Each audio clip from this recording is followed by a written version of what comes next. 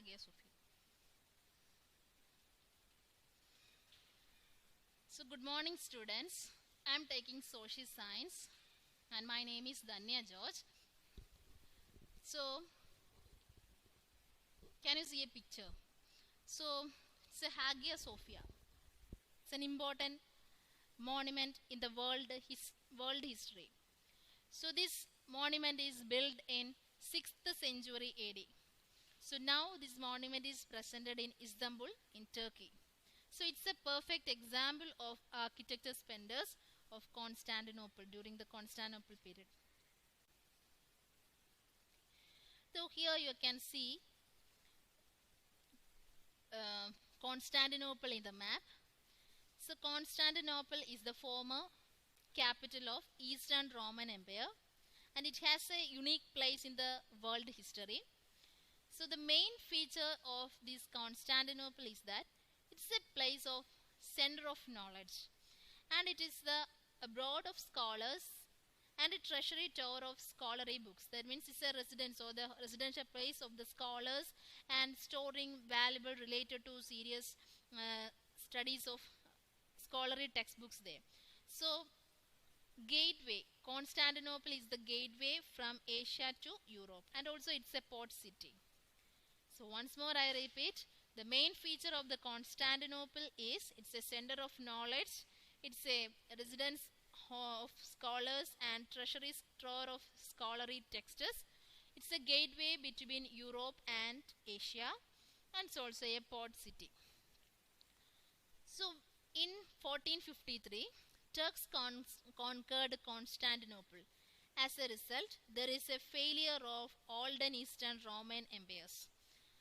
So after that, the scholars, artisans, writers, they are moving from the nearby areas and many of them migrated to Italy. So the main reason they have to migrate to Italy is that Italy was a country that has to maintain the customs and practice of Greco-Roman tradition.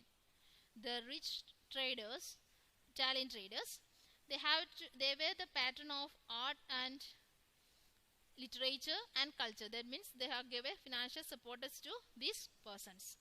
So these traders have to keep the historical and cultural heritage. These Italian traders, they have to keeping these valuable things or historical buildings passed down to the previous generation.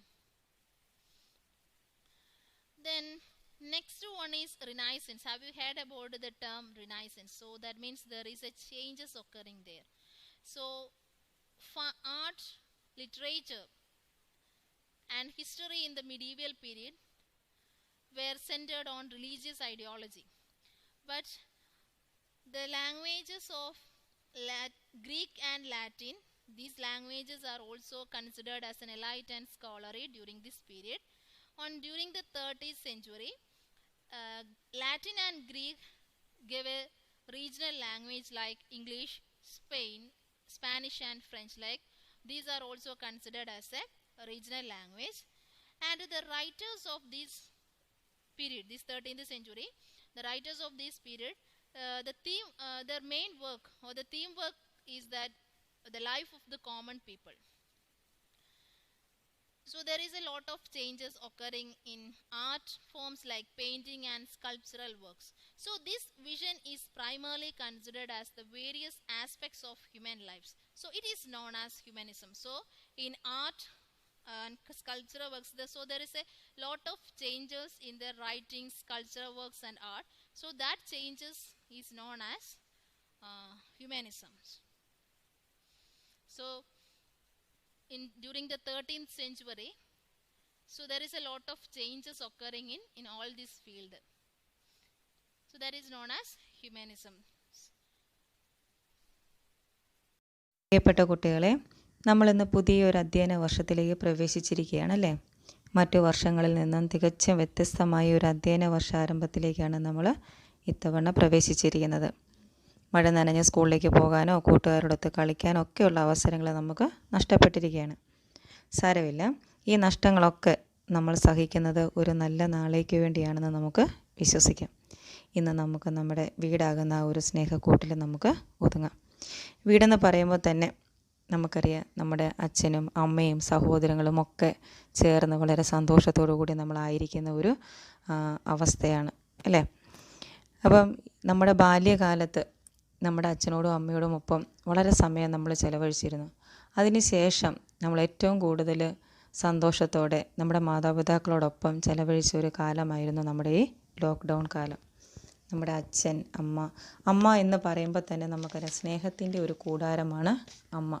അമ്മയുടെ ആ ഒരു സ്നേഹവും വാത്സല്യവും ഒക്കെ നമ്മൾ ഈ ഒരു സമയത്ത് ആവോളം നുകരുന്നുണ്ടാവും ഇല്ലേ.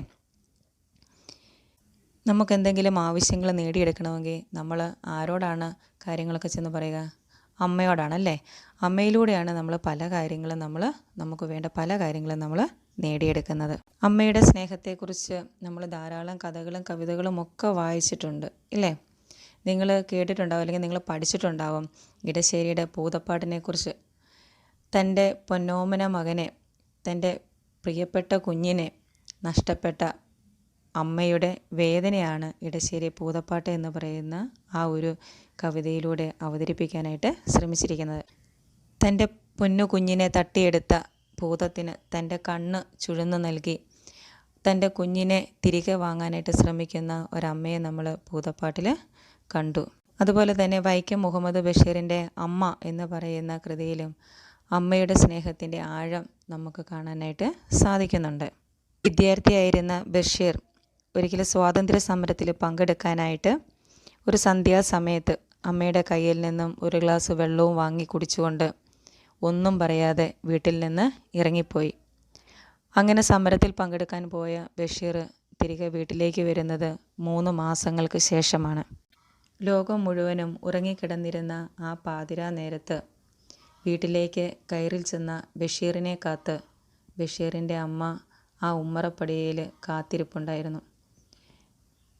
മുറ്റത്തൊരു കാൽപ്പെരുമാറ്റം കേട്ട ആ ഉമ്മ വാതിൽ തുറന്നപ്പോൾ കാണുന്നത് തൻ്റെ മകനെയാണ്. ചോദ്യങ്ങളും പറച്ചിലുകളും ഒന്നുമില്ലാതെ ആ അമ്മ തൻ്റെ മകനെ അകത്തേക്ക് കൂട്ടിക്കൊണ്ടുപോയി. അവൻ്റെ അവസ്ഥ മനസ്സിലാക്കി ആ അമ്മ അവന് ഭക്ഷണം വിളമ്പിക്കൊടുക്കുകയാണ് ചെയ്യുന്നത്. ലോകം മുഴുവൻ ഉറങ്ങുന്ന ഈ രാത്രിയിൽ തൻ്റെ അമ്മ മാത്രം എന്താണ് ഉറങ്ങാതെ തനിക്ക് വേണ്ടി കാത്തിരിക്കുന്നത് എന്ന് ചോദിച്ചപ്പോൾ, മകനെ, ഇന്ന് മാത്രമല്ല എല്ലാ രാത്രികളിലും നിനക്ക് വേണ്ടി ആഹാരവും വിളമ്പി വെച്ച് ഞാൻ കാത്തിരിക്കാറുണ്ടായിരുന്നു എന്നാണ് ആ അമ്മ മറുപടി പറഞ്ഞത്. തൻ്റെ അമ്മയുടെ സ്നേഹത്തിൻ്റെ ആഴം എത്രമാത്രമുണ്ട് എന്ന് അന്ന് ആ മകൻ തിരിച്ചറിയുകയും ചെയ്തു.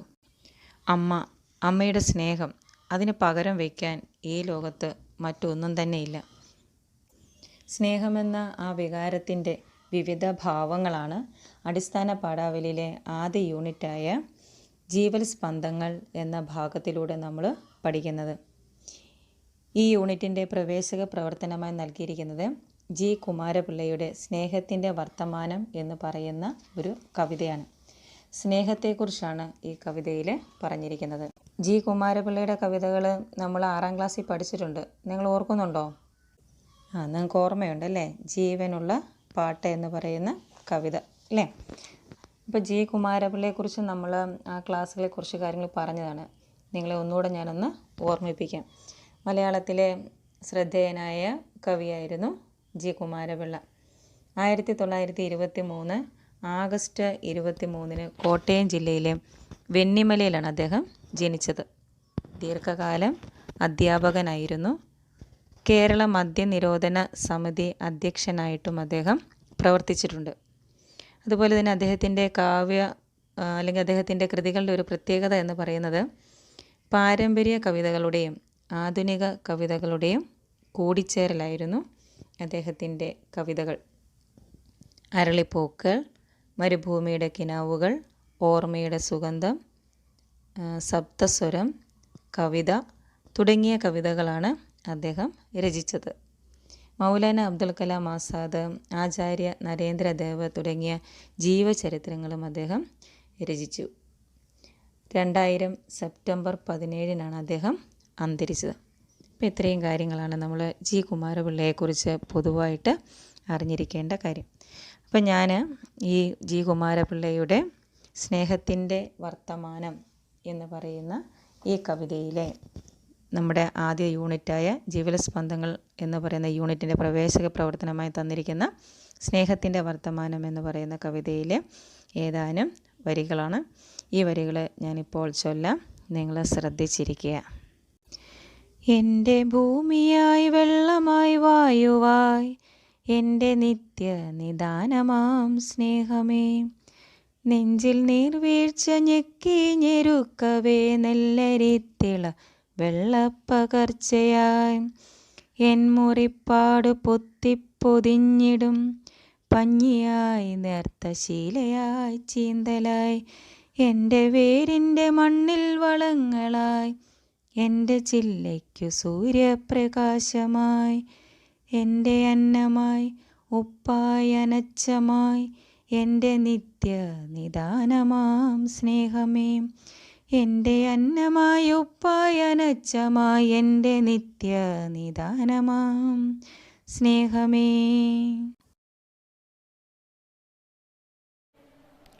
Hello my dear students, I am Ms. Sangeeta Francis, your science teacher in this academic year. We can't come to the school at the beginning of the academic year because of the COVID-19 epidemic. But don't worry, we, the teachers, are always with you to guide you and teach you. Today I am going to teach you the first chapter of science. The chapter is Reaping Gold from Soil. That means this chapter is about agriculture. Okay. Last year, we all had a vegetable garden in our school. For every classes, we had vegetable garden. So, I am sure that you all know about the methods and the steps to start a vegetable garden, and what are the things we have to done to get nice vegetables from the garden. You experienced all these things, so this is familiar to you. To revise all these things, I am going to start this chapter with the steps of starting a vegetable garden. So think about that. Before thinking about that, we have to consider what are the favorable conditions we want to start an agriculture. When you think about any agriculture, you should think about if the soil is fertile or not. You find out if the soil is fertile or not. And next thing is, the very important thing is the climate. If the climate is favorable for that particular crop or vegetable, then you should seriously think about the quality of seeds and planting materials.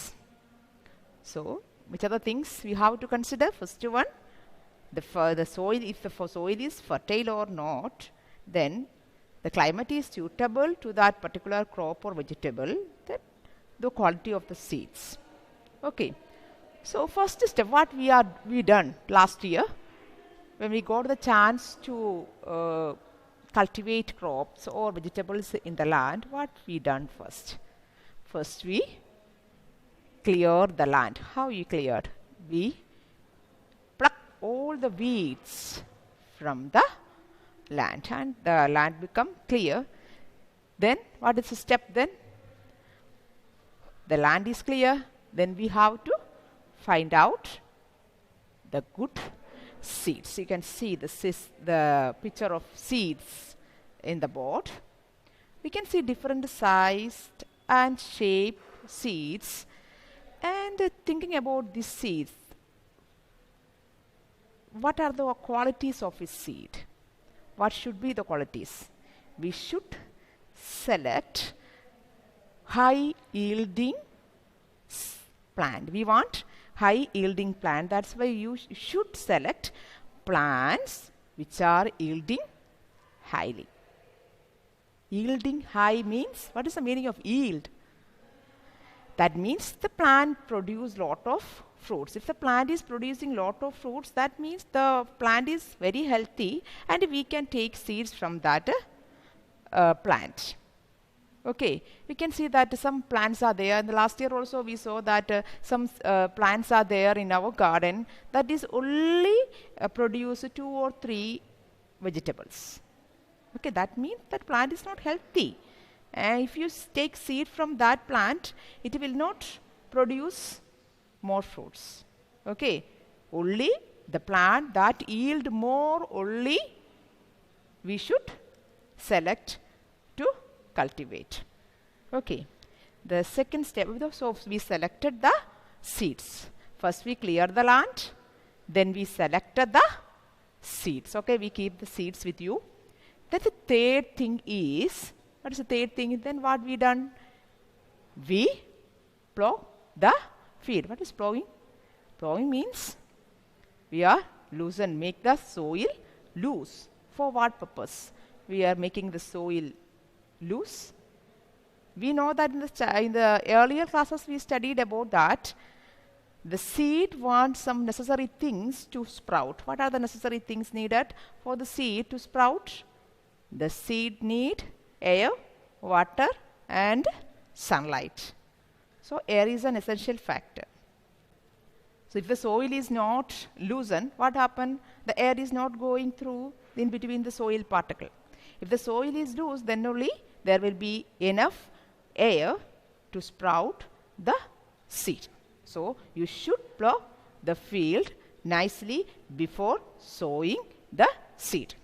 Okay?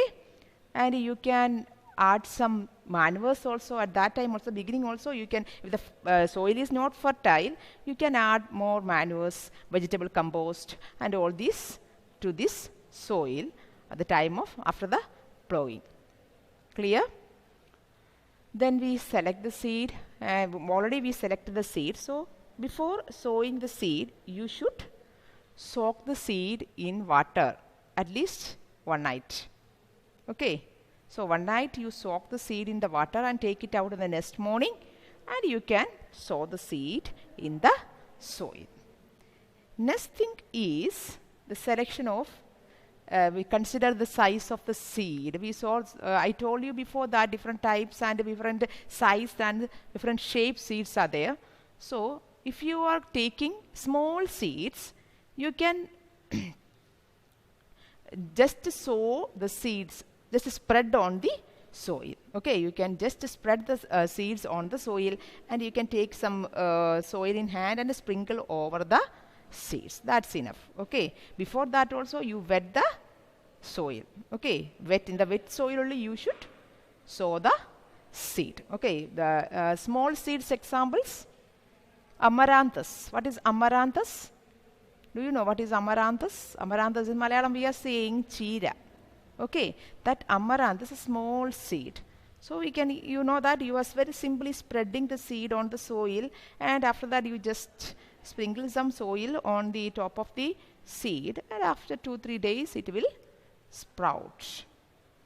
But in the case of big seeds, you should keep the distance between the planting seeds. Okay, one plant you see sow in the soil one part and after some distance only you sow the other seed. Okay, understand? Okay, next step is that replanting. Okay, transplanting, not replanting. Replanting means, I told you that this is in the picture you can see is a tomato plant. This is the tomato plant. What is the size of the tomato plant seed? It's very small. So usually we are spread the just you scatter these seeds in the soil and pour some soil like this.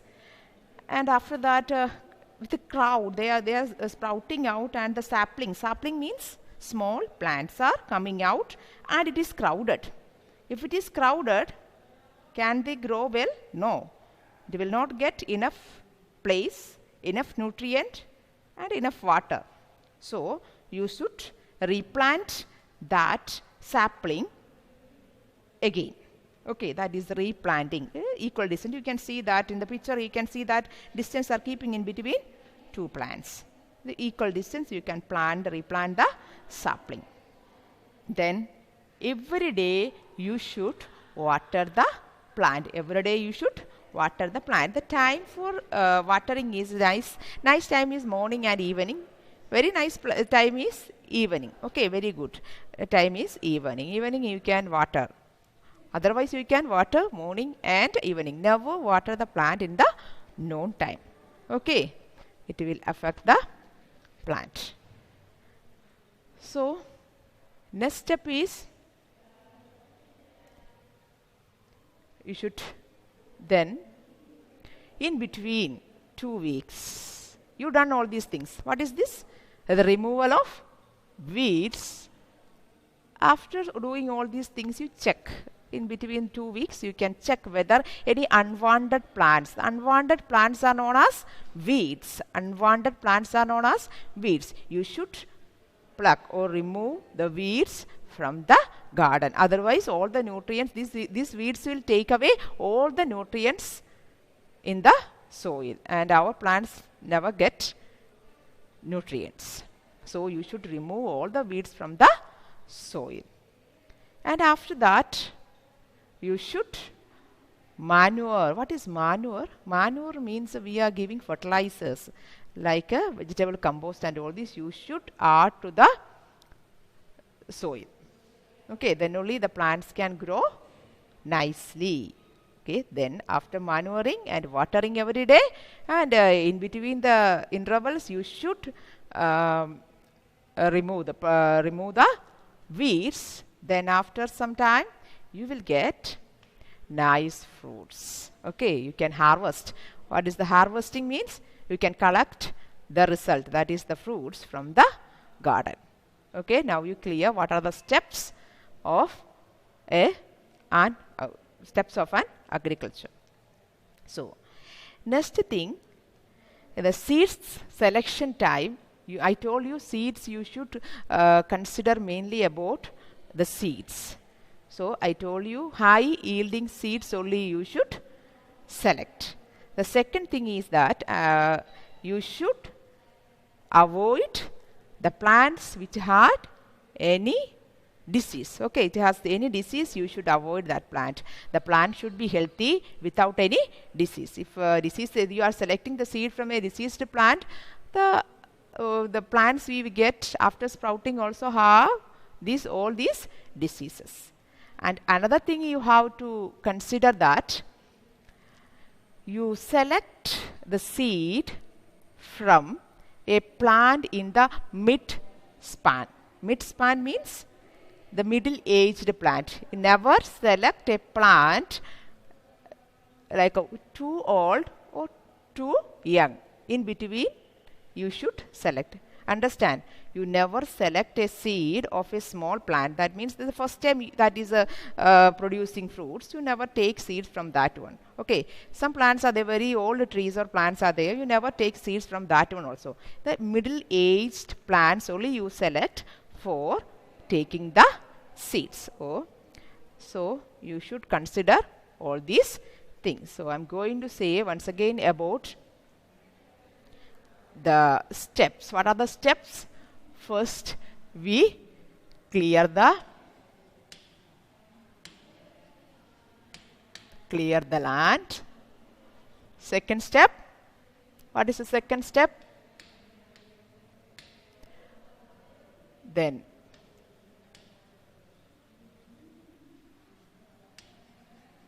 plough the field.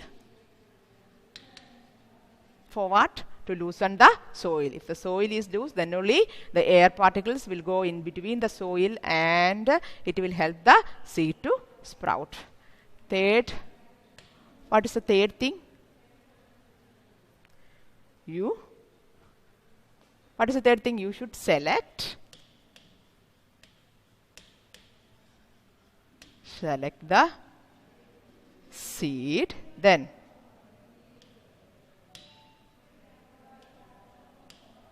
water,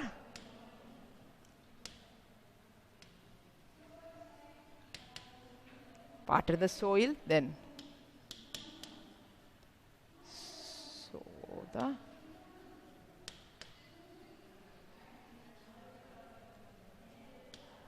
sixth one, replant the small seeded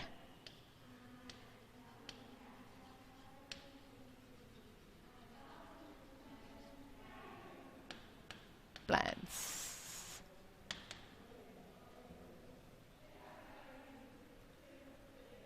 Okay, then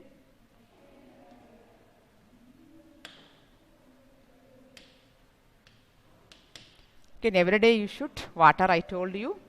Then remove the weeds.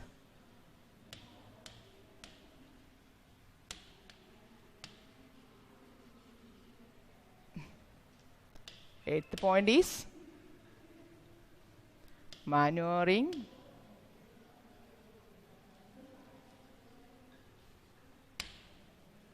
Then ninth one, harvest. Always remember, every day you should water the plant. Okay, this much things you should remember when you when you start a vegetable garden. Then next thing is that about selection of seeds.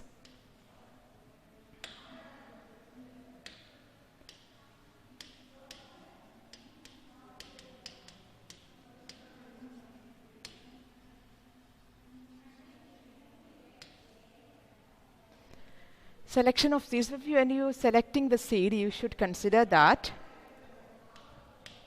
select only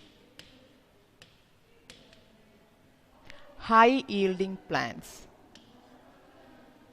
High yielding means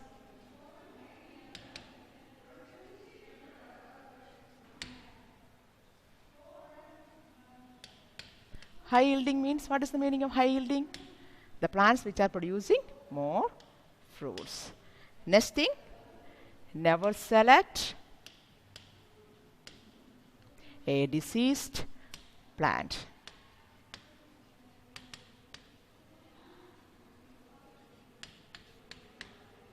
If you take a diseased plant for taking seed, we will not get nice plants. Okay, the plant also have the same disease. Next one,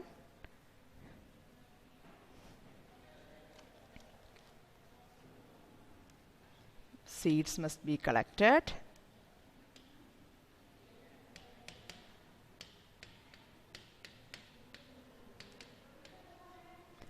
from fruits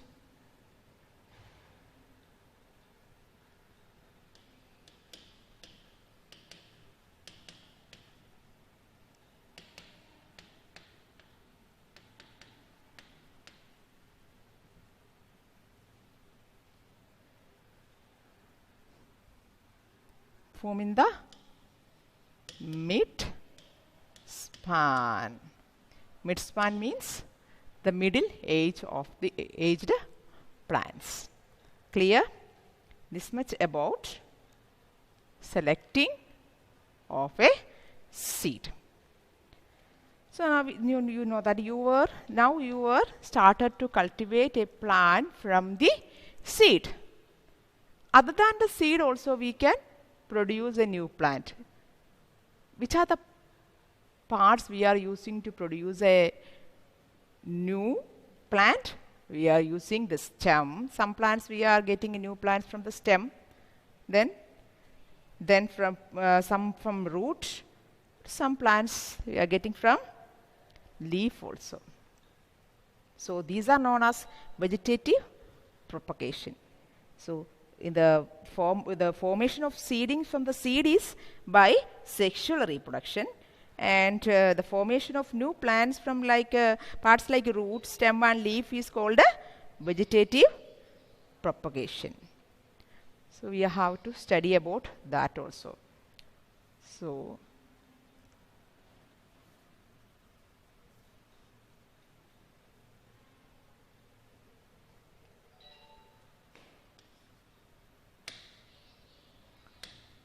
next one is vegetative propagation.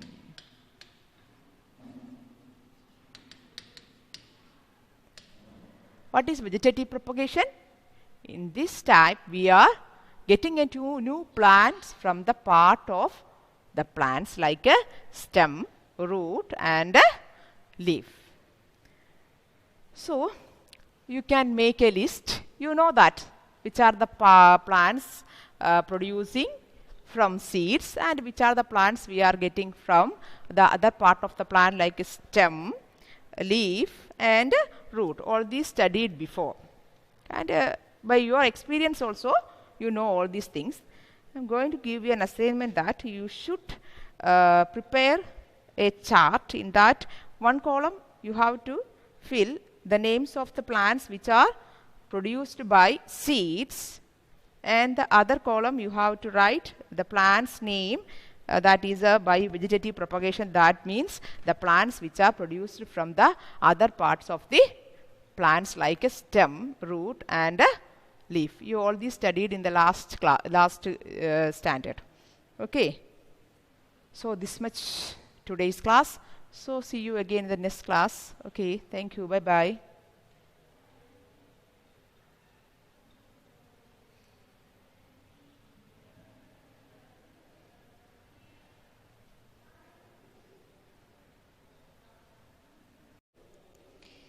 Hi students, today we are going to study about adding angles. That's the first chapter. Okay, so in last year we studied about angles, linear pair, all these studied in last year. So first we have to recollect that. So first of all, I will give an example. We can start our class based on that. Okay. So here I am going to draw an angle.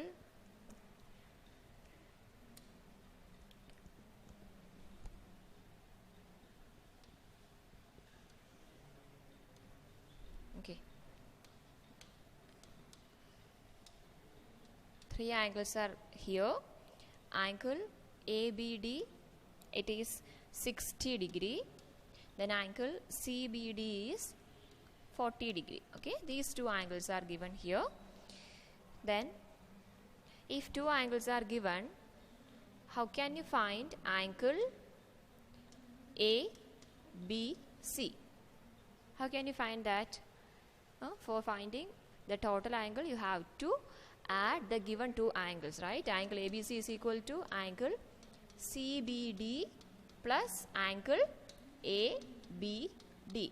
Angle CBD is 40 degree, angle ABD is 60 degree. So angle ABC is equal to 40 plus 60, 100 degree, right? You studied this. Then next one, similar case.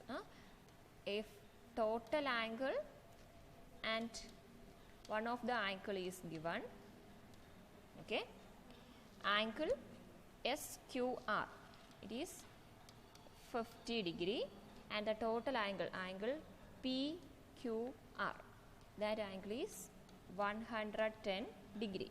Okay, because angle PQR is 110 and angle SQR is 50 degree.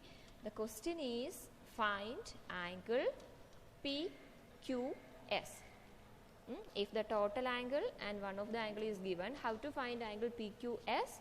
For that you have to subtract one angle from the total sum. Here the total sum is 110.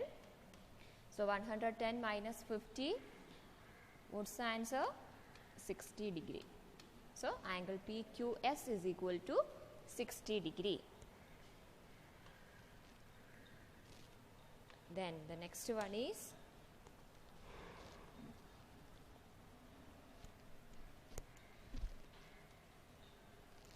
again angle ABC and angle CBD. Angle CBD is 110 degree. Okay, angle CBD is 110. You have to find angle ABD. Angle ABD. How can you find this angle? In last year you studied about linear pairs. When you add angle ABD and angle CBD, the total sum should be 180 degree. So for finding angle ABD, you have to subtract angle CBD from 180. So 180 minus 110, answer is 70 degree. That means angle ABD is equal to 70 degree. So I think it's clear for you, because in last year we studied about this. Then we can consider one more example.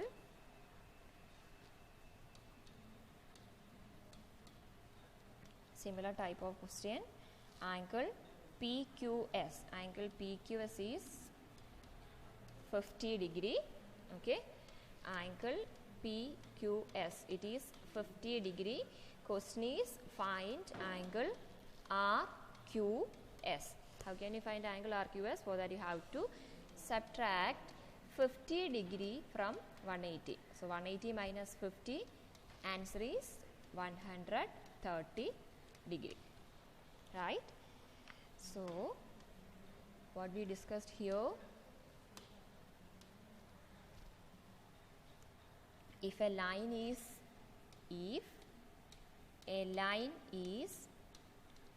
drawn from another line, if a line is drawn from another line, then the sum of the angles,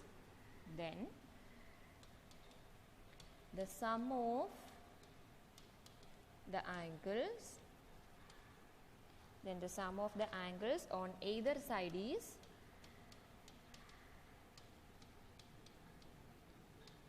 180 degree. Right? If a line is drawn from another line, then the sum of the angles on either side is 180 degree.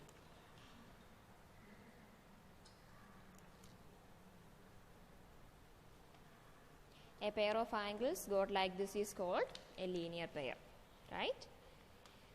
Okay. I think it's clear. The next one. In the given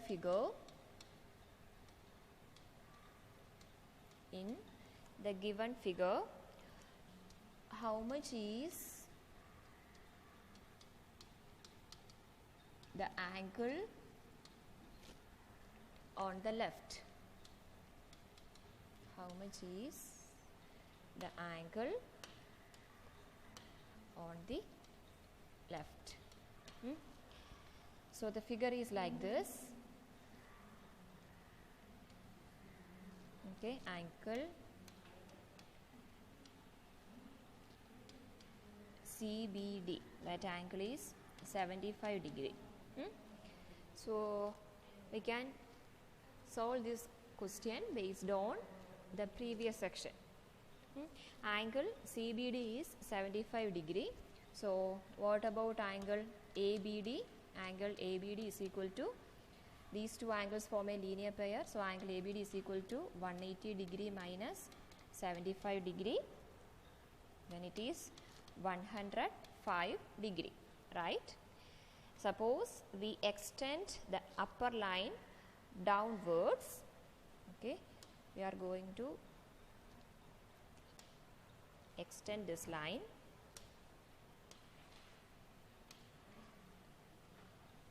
DB, that line is extended. Okay,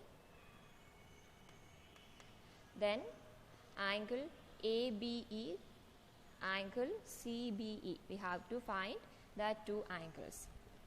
What about angle ABE?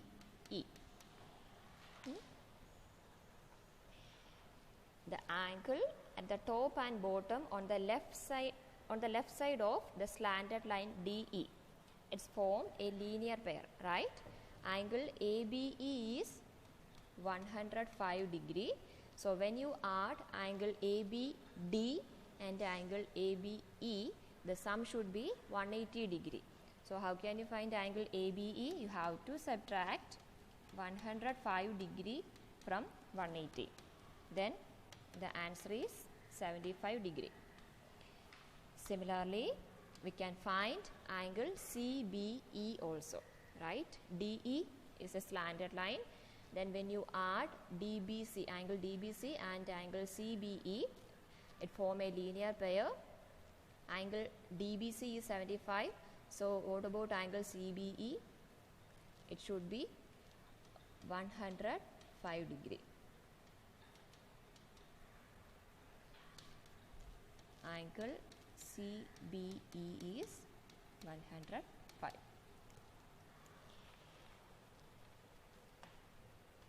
So what we studied here we got angle DBC and angle ABE. That two angles are equal, right?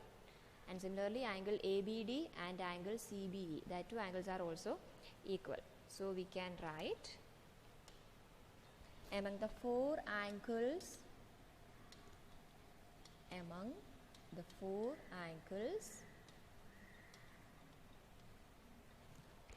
made by the two lines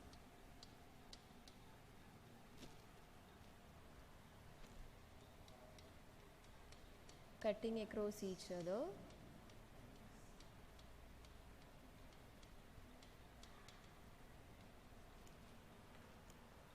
the sum of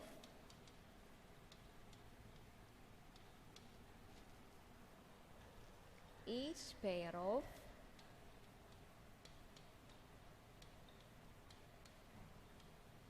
nearby angle is 180 degree. Each pair of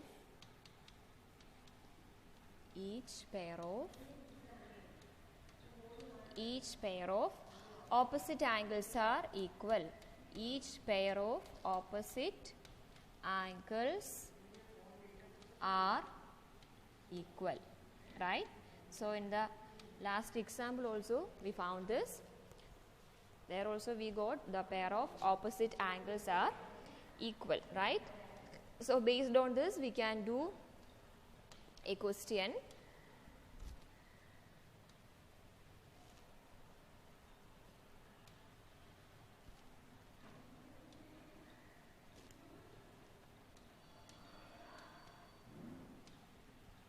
Some angles are given here, some are missing. You have to find the missing angles. Okay, angle CBD, it's given there 30 degree.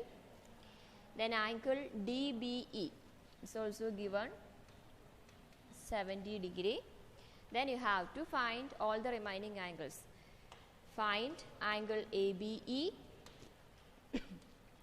find angle ABF and angle CBF. So first of all we can write angle ABF. So look at here, angle ABF and angle CBD. These two angles are opposite angles, right? Angle CBD is 30 degree. We studied that opposite angles are equal. So we can say angle ABF is equal to 30 degree, right? So we got this angle is equal to 30 degree. Now two more angles are remaining. Next one, angle ABE.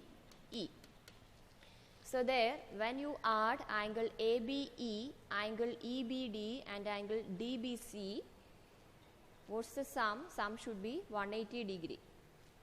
So two angles are given there. Okay, total of three angles are there. We know the sum is 180 and two of them are given there. Then how to find the third angle? You have to subtract the sum of the given two angles from 180 degree.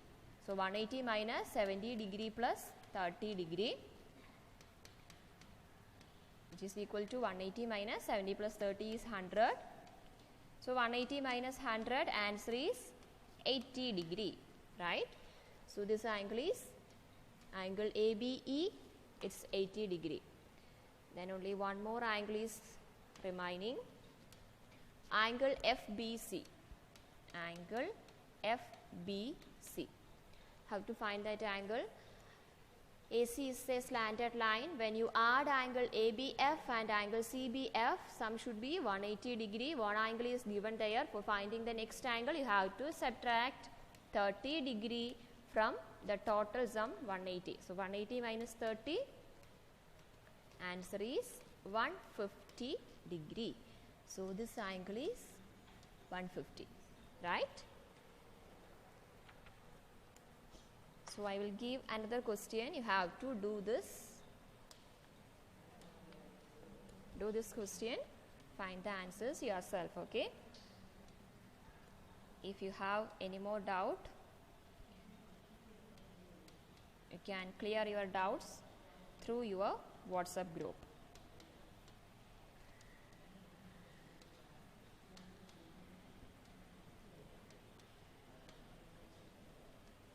This is the question. Find all the remaining angles.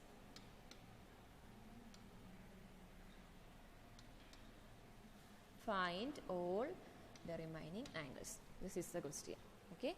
I think it's clear. Dear children, we are going to start this academic year, and I am your class teacher, Sridevi Miss. I am teaching you English. Your English textbook has 2 parts, and we are going to start first unit of first part. And our first unit is Nature's Plenty. The name itself suggests the theme of the entire lesson. Children should discover the beauty of nature and learn to explore it instead of becoming addicts of TV, computers, and electronic gadgets. The unit is intended to instill a love for nature and develop a mindset to explore it and conserve it. The unit opens with a titular picture and a quotation by Albert Einstein. Look deep into nature and then you will understand everything better.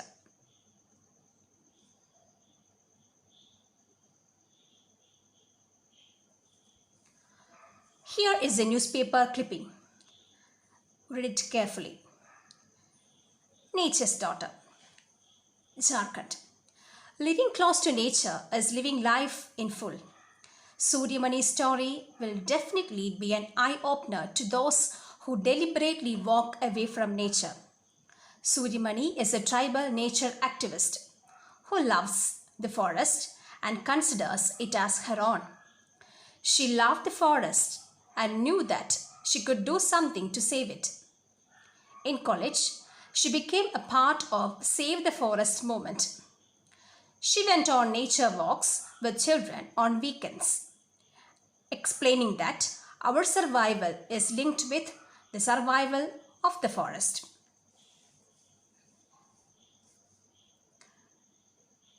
So can you answer these questions? What is this news item about? It is about a tribal nature activist, Suryamani, who loves the forest and considers it as her own. Suryamani works hard to save the forest. Have you ever made any attempt to save nature? Of course, some of you may plant some trees and some of you may do many other things to protect our nature, right? Our survival is linked with the survival of the forest. Do you agree? Of course it is. Our survival definitely linked with survival of the forest. Without forest, without this greenery, we cannot survive.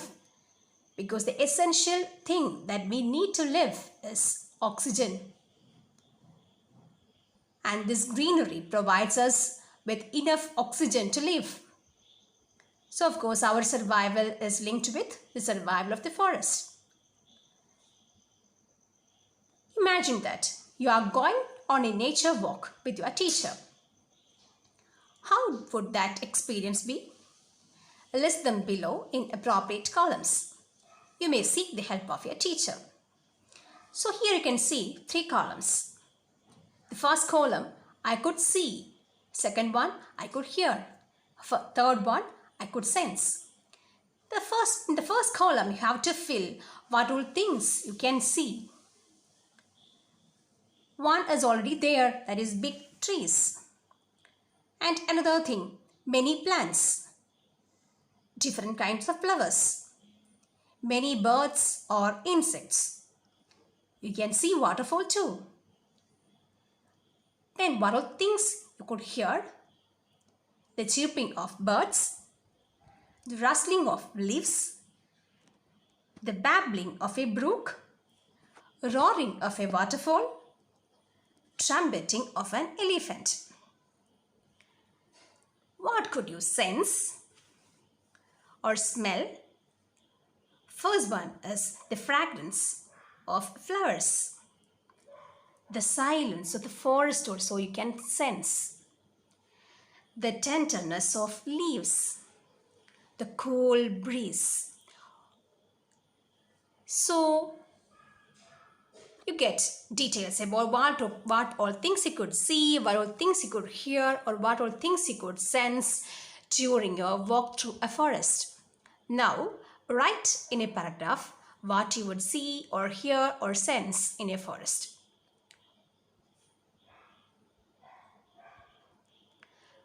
Let's start the story here. In the story, we can find a boy who sets out on a trip to appreciate the beauty of nature.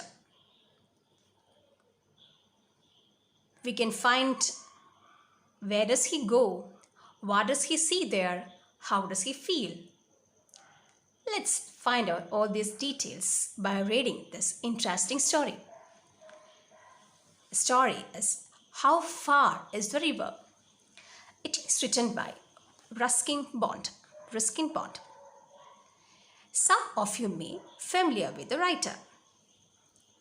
Ruskin Bond is an Indian author who was born on 19th May 1934. His father was with Royal Air Force. He spent most of his childhood in Dehradun with his grandmother. He wrote his first short story, Untouchable, in 1950 at the age of 16. His stories are influenced mostly by his life in the hill stations at the foothills of the Himalayas, where most of his childhood was spent. His works include well-known stories like Our Trees Still Grow in Dara, A Flight of Pigeons, The Room on the Roof, Funny Side Up, etc. So, this is a story written by Ruskin Bond. Between the boy and the river stood a mountain. The boy was young and the river was small, but the mountain was big. The thickly forested mountain hid the river, but the boy knew it was there. He had never seen the river with his own eyes, but from the villagers he had heard of it, of the fish in its waters and of its rocks. He wished to touch the water and know it personally. So, here we can find the central character, the boy. Between the boy and the river stood a mountain. Here, the boy is standing in front of his house. Between the boy and the river, there stood a big mountain. And the boy was very too young. And the river was small. But what about the mountain? It was very big. So, The boy could not see the river. The thickly forested mountain hid the river, but the boy knew it was there. The thickly forested mountain means mountain covered with trees. So that big mountain hid the river from the boy. But the boy knew that the river was there. He had never seen the river with his own eyes. But from the villagers, he had heard of it. He had heard of the fish in its waters. He had heard of the rocks. And he really wished to touch the water and know it personally. He wanted to touch the water with his own hands. And he wanted to know the coolness of water by his own hands, by touching it with his own hands. He stood in front of his house on the hill opposite the mountain and gazed across the valley, dreaming of the river. He was about 12 years old, a sturdy boy with untidy black hair and shining black eyes. He had fine features and a clear brown skin, but his hands and feet were rough and scratched. He was barefooted, not because he couldn't afford shoes, but because he lacked the feel of warm stones and cool grass. He stood in front of his house on the hill opposite the mountain. So he was standing in front of his house, just opposite to the mountain. And he gazed. Gaze means looked across the valley. It was streaming of the river. And what about his age? He was 12 years old. A sturdy boy with strongly built body, with untidy black hair and shining black eyes. He had fine features. He had many good features, very good looking he was, and he had a clear brown skin. But his hands and feet were rough and scratched. He was barefooted. He had no shoes, no chappals. He was barefooted, not because he couldn't afford shoes, but because he lacked the feel of warm shoes, warm stones and cool grass. He had money to buy shoes or chappals, but he lacked the feel of warm stones and cool grass by touching it with those things with his feet. That shows how much he loved nature. It was 11 o'clock and he knew his parents wouldn't return home till evening. There was a loaf of bread he could take with him, and on the way he might find some fruits. Here was the opportunity he had waited for. His mother and father had gone to visit relatives for the entire day and had left him on his own. If he came home before dark, before they returned, they wouldn't know where he had been. It was 11 o'clock and he knew his parents wouldn't return home till evening. They were out during the whole day and they went out to visit some of their relatives.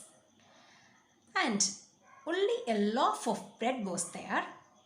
He thought of take that, and on the way he might find some fruits. So he got the opportunity he had waited for. His mother and father was not there and he was alone in his house.